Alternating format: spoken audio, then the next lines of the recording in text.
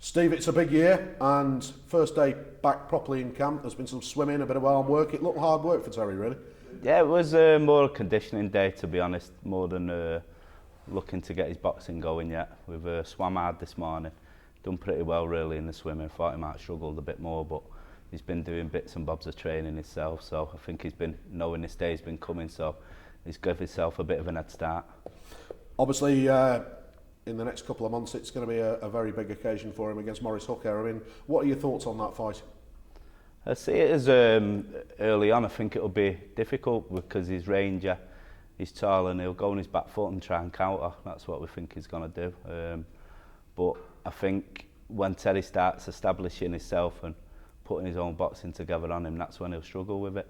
Off the fights what I've watched, almost every round's competitive, and I don't think he ever wins a round really clear. So, like I say, he just boxes at whatever anybody else is doing, and sort of just tries to go with the flow. But if he tries that with Terry, Terry's boxing will be too much for him. Have you seen one or two things that give you a bit of optimism? Just he's not beat anybody. You know what I mean? He's not beat anybody with a name. And we would have been happy to fight Perez years ago, and I think Terry would have probably stopped Perez. And it was a close fight. It could have gone either way, but I think if Terry was in there with any of the two of them, he'd have got to him. What are your thoughts on the move to 140? I mean, obviously it's something that you would support, but he was beginning to struggle a little bit to do the weight, wasn't he? There was a couple of times, maybe 6 months ago, a year ago, we heard that Crawford was going to vacate and go up, and then I think when Indongo won the title, I think Crawford thought I'll stay and try and win all the belts, which he did, but it's something that we've been talking about for 18 months, to be honest. It's going to be a good thing for me as much as Terry, because I know now I can get the best of him right throughout camp rather than having to work training round at the end of camp, so it's positive for both of us. You feel that, do you? He's going to revitalise his boxing a little bit. I mean, if he was weight trained, I mean, that's obviously going to have a huge impact at that level, isn't it? Yeah, I mean, we do everything right. It's not like he's weight trained because we cut corners or we drop weight. Everything's done right, but Terry likes to train at 100% every day.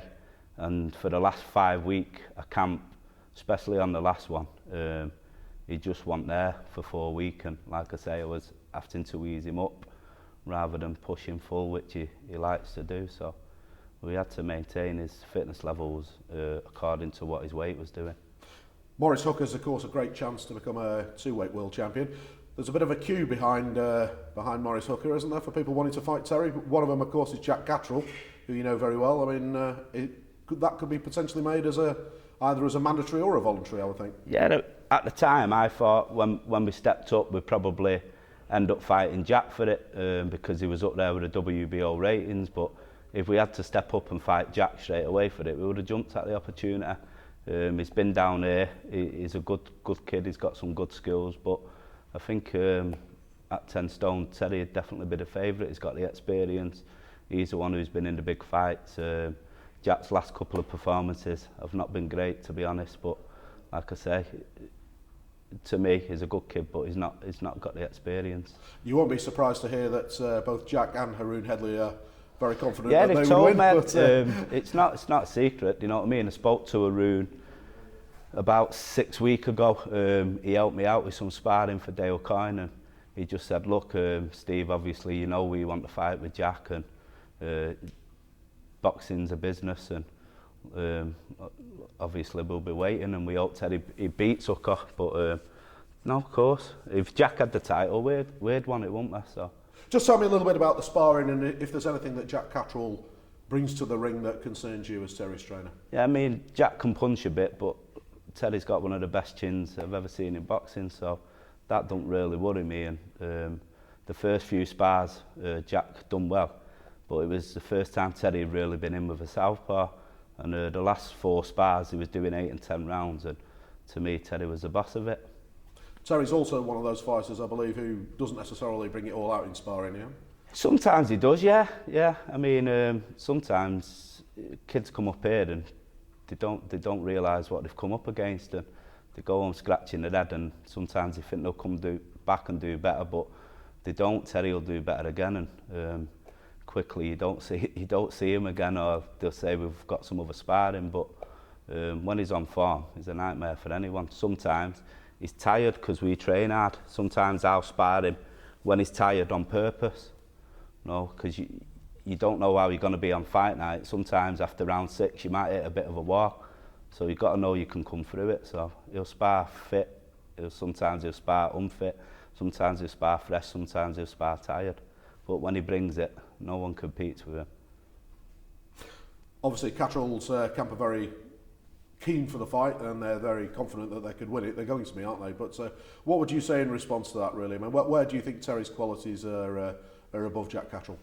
I think he's an all-round better boxer, and obviously he's got world-class footwork, but again, he's experienced, Terry, now, and you can't buy that. So apart from boxing skills, I think Terry's better than him anyway, but like I say, that experience on fight night, he's got 5 world title defences, so that'll play a part as well. Also, he would be a double champion at that point, wouldn't he? Who else is on the radar? I mean, you know, I know you're a student of the division and possibilities. I mean, who else possibly could be challenging Terry in 2018? Well, I knew Garcia would jump up anyway, and I remember seeing an interview where Garcia was told Terry had jumped up a weight. They was trying to negotiate Terry fighting Garcia, but the money wasn't enough for us to go over there, and he was trying to call Terry for jumping up, but I said to Terry he's only doing that because really he wants to box at 10 stone for the world title. He boxed at it before, but it wasn't for the world title, so he's seen his arse basically because we'd beat him to it. But he'll always be there, he'll be about, but they need to up the money if they want to fight. Jorge Linares is still around. He may well come up to 10 stone, rumour has it. He'll come up, but I think he'll hide from Terry again. He got 3 great offers off Frank. I think the last offer that was made, we did get a bit closer to making the fight, but they kept saying, we're happy with what you've offered us, so Frank must have offered them the money they wanted. We'll put it to Jorge in 2 weeks, and then nothing come back, so. Tells its own story, perhaps. It does, and the fact that he said he didn't want to fight a southpaw and then box Luke Campbell, so to me he don't really want to fight Terry. Final question, Steve. If you could map 2018